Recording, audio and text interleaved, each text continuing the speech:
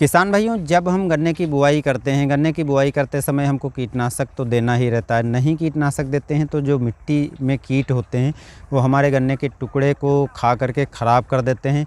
उसके बाद जब जमाव हो जाता है, जमाव के बाद जो है तना छेदक रोग भी लगता है, जिसके लिए हमको फिर से कीटनाशक देना पड़ता है।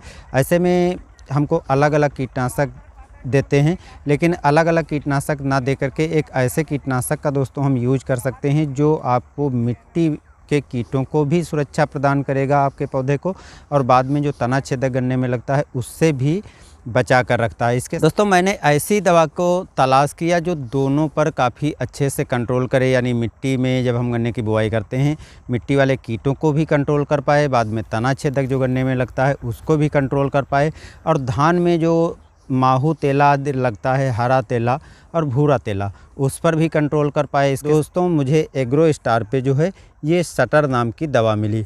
अब सब सटर के बारे में थोड़ा हम बात करें तो दोस्तों ये काफ़ी अच्छी दवा है। दोस्तों यूज करने के तरीके के बारे में बता देते हैं। आप यदि गन्ने में इसको यूज कर रहे हैं तो 50 ग्राम की डोज आपको प्रति एकड़ देनी पड़ेगी, चाहे आप बुआई के समय यूज कर रहे हो या जब तना छेदक रोग लगा हुआ हो उस समय यूज कर रहे हो। इसको आप दो तरीके से गन्ने में यूज कर सकते हैं, जैसे कि बुआई के समय जब आप इसको देना चाहते हैं तो गन्ने की बुआई कर दीजिए, और इसको आप खाद में भी मिला करके दे सकते हैं। इसके अतिरिक्त जो फफूंदनाशक देते हैं उसके साथ भी, यानी कई रासायनिक दवाओं के साथ मिलाकर दे सकते हैं।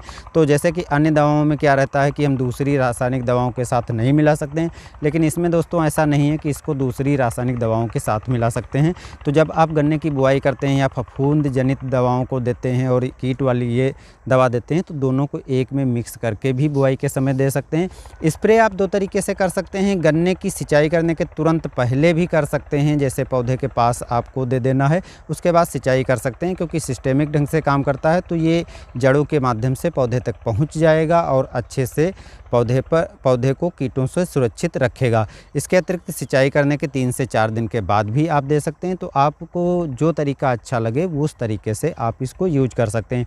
धान की फसल में भी आप इसको, जैसा कि मैंने पहले ही बताया है कि हरा तेला और भूरा तेला जैसे कीटों से कंट्रोल करने के लिए यूज कर सकते हैं। और यदि आप गन्ने में तना छेदक के लिए यूज कर सकते हैं तो धान में भी तना छेदक के लिए आप इसको दे सकते हैं। गन्ने के अतिरिक्त आप जिन फसलों में देना चाहते हैं तो डोज आपको कम करनी है, यानी 40 ग्राम प्रति एकड़ मात्रा देनी है, क्योंकि दोस्तों ये सटर जो है इसमें आपको मिलती है थायोमेथाक्सम की 75% SG की मात्रा, इसलिए इसकी डोज आपको बहुत कम देनी रहती है।